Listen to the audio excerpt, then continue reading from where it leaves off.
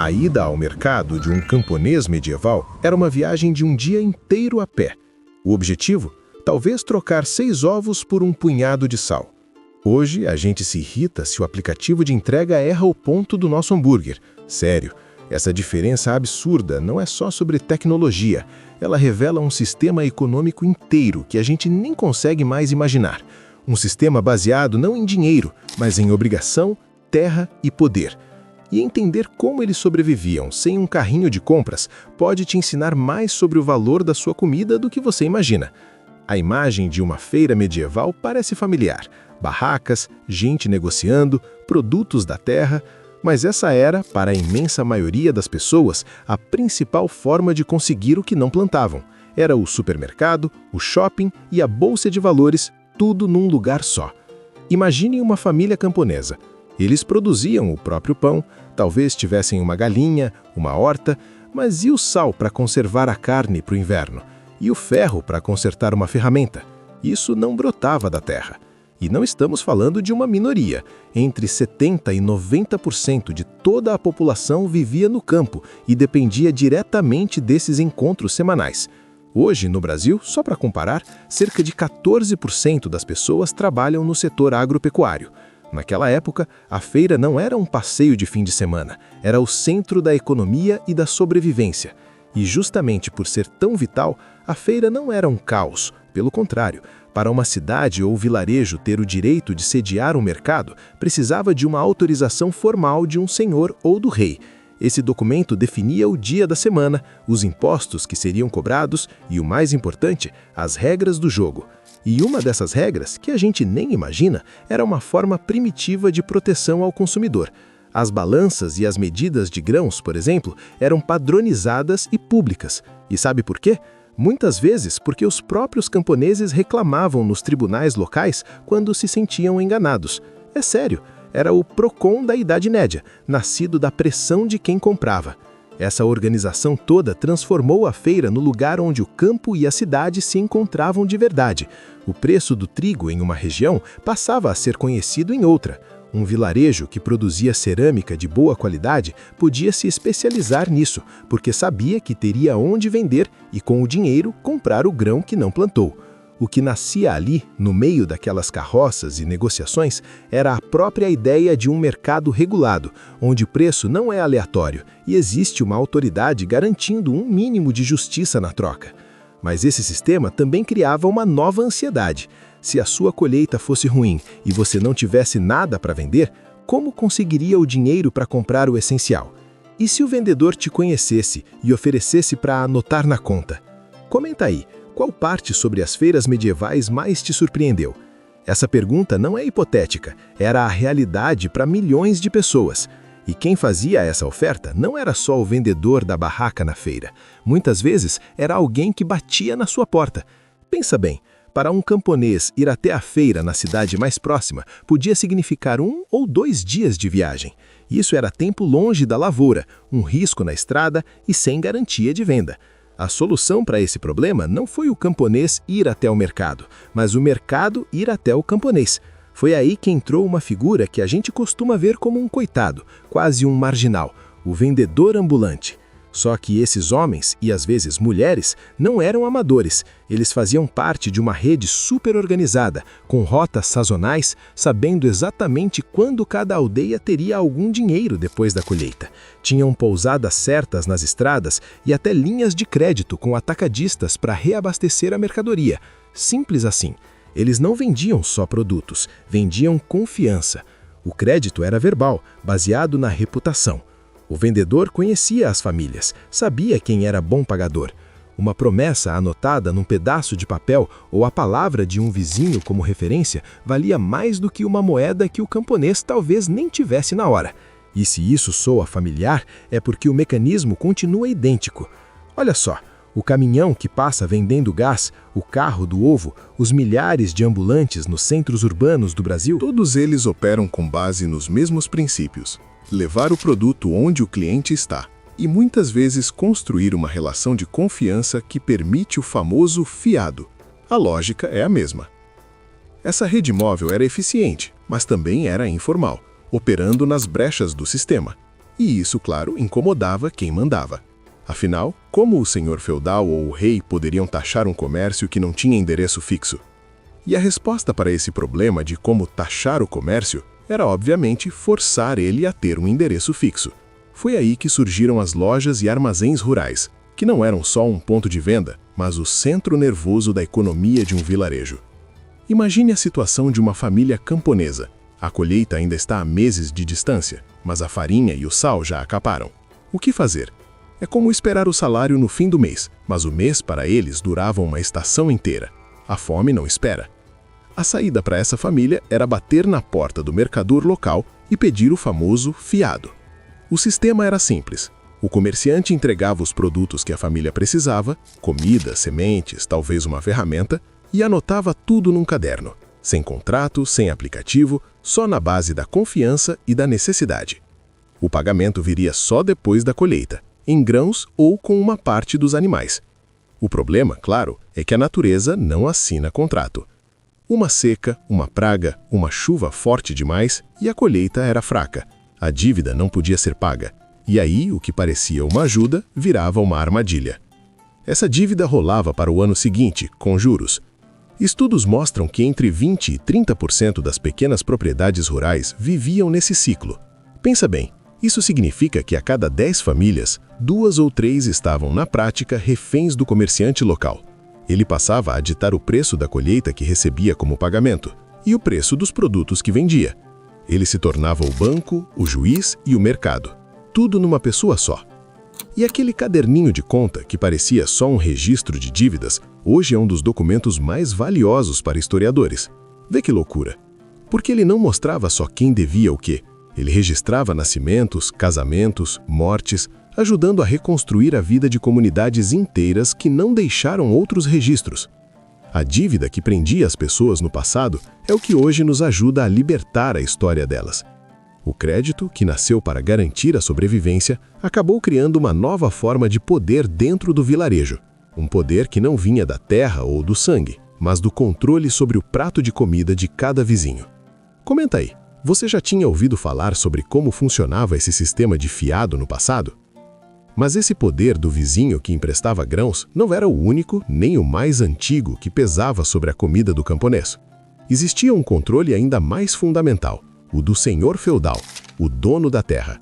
E ele se manifestava de um jeito que, à primeira vista, parecia justo, no mercado da cidade. Para o camponês, a feira era a chance de vender seu pequeno excedente e comprar o que não produzia. Só que essa transação, que hoje parece simples, era uma corrida de obstáculos. Primeiro, para entrar na cidade com sua carroça, ele pagava um pedágio. Depois, para usar a balança oficial do mercado, a única permitida, pagava uma taxa de pesagem. E se ele quisesse vender farinha, por exemplo, era obrigado a usar o moinho do senhor, que cobrava, obviamente, uma bela fatia da moagem. Era um sistema de microtransações forçadas, só que medievais. Faz sentido, né? O que isso significava no bolso? Em algumas regiões, essas taxas somadas podiam comer de 10% a 40% de tudo que o camponês produzia. Imagina só, de cada 10 sacos de trigo que você colheu com o seu suor, até 4 ficavam para o senhor, antes mesmo de você começar a vender. É surreal. Proporcionalmente, é um impacto parecido com o que algumas taxas municipais hoje representam para um feirante operar sua barraca. A consequência era óbvia. O contrabando virava uma questão de sobrevivência.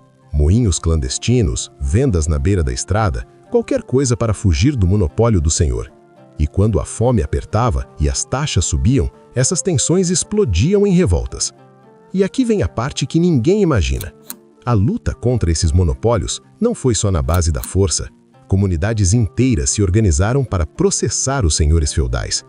Esses processos, essas disputas legais para garantir o direito de vender e comprar sem taxas abusivas, acabaram criando alguns dos primeiros rascunhos do que hoje a gente conhece como direito comercial. Pensa bem, a briga por um pão mais barato ajudou a moldar as regras do mercado que usamos até hoje. A lei podia até começar a mudar, mas no dia a dia, a balança do poder ainda pendia, e muito, para o lado de quem era dono não só do moinho e do mercado, mas da própria terra onde o camponês pisava. Mas se o poder local era assim tão concentrado, Isso não quer dizer que a economia inteira funcionava na base do 1 a 1, na feirinha da vila. Existia um outro nível de comércio, muito maior, que conectava regiões inteiras. Imagina um produtor com uma colheita gigante de trigo. A vila dele não ia comprar tudo aquilo nem em um ano. E do outro lado, uma cidade em crescimento precisava de um fluxo constante de comida, que não vinha de uma fazenda só. O desafio era logístico. Como juntar centenas de produtores e dezenas de compradores de atacado num lugar só, de forma organizada e segura?